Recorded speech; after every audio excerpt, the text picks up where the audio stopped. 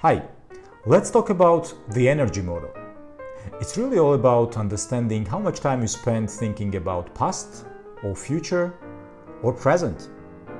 And yes, a lot of times people tell us to live in present, think about present, forget about future or past. It's hard though, isn't it? A lot depends on our what we like, how we are got used to certain things. So again, it depends on you. It's your style. You choose how much time you want to spend on various things. In this model, for example, memory-driven model, there is about 45% thinking about past, so a lot of emphasis on the past there. Feeling nostalgic maybe.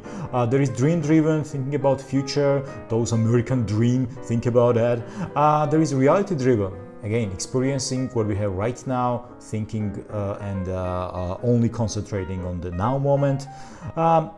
Think of it in the following terms. You can't really change the past, but you can really spoil the present by thinking about the future.